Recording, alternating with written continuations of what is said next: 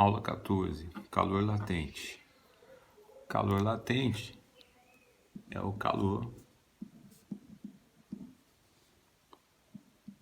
responsável pela mudança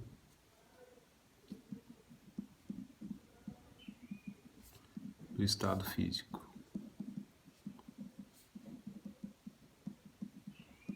Se o calor sensível responsável pela mudança da temperatura, o calor latente ele mede a mudança do estado físico. Quando você fornece calor, o corpo não varia a temperatura, mas muda o estado físico.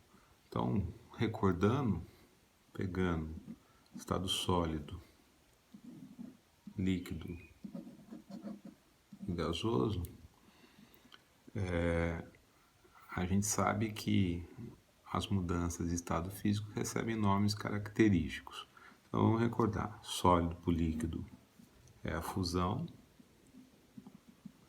líquido para gasoso, o nome geral é vaporização,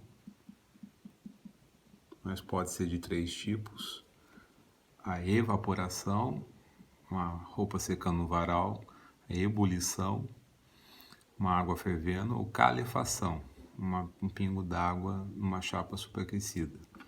O retorno do gasoso para o sólido é conhecido como liquefação ou condensação,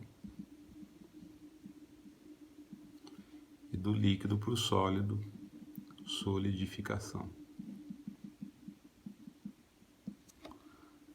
Do sólido para o gasoso ou do gasoso para o sólido é a sublimação.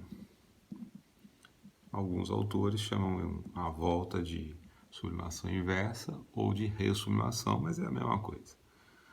Como calcular o calor latente?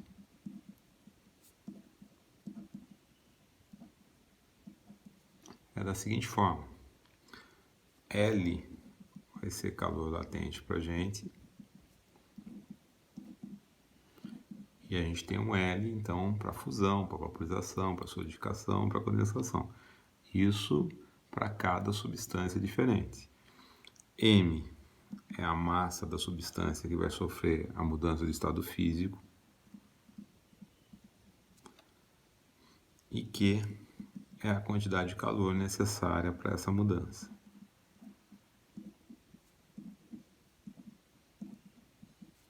Então, a maneira de calcular esse L é exatamente a quantidade de calor necessária para a mudança do estado comparado com a massa.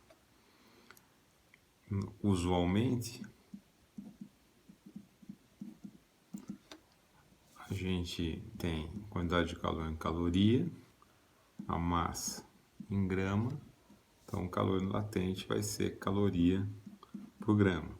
Por exemplo, o calor latente de fusão da água sólida para a água líquida, né, é igual a 80 calorias por grama. Ou seja, para cada grama de gelo é necessário fornecer 80 calorias para ele virar água. Essa expressão vai ser muito usual, trocando, passando esse M para lá, multiplicando, fica aqui Q é M vezes L. Isso vai ser muito útil para a gente das próximas vezes. Um gráfico característico de mudança de estado físico, né, que se aprende também em química, é quando você tem aqui quantidade de calor e aqui nas ordenadas a temperatura. Então, você tem uma substância que vai aumentando a temperatura à medida que vai ganhando calor, depois isso para com o tempo, volta a acontecer, para novamente e volta a acontecer. Então, esse é um diagrama que mostra essa mudança de fase. Então, eu teria aqui, por exemplo, o estado sólido, quando ele continua ganhando calor, mas não muda a temperatura, está acontecendo a fusão. Terminada a fusão, ele chega no estado líquido. novamente ganha calor, mas não muda a temperatura, né? A temperatura permanece constante nesse trecho. Você está tendo a vaporização.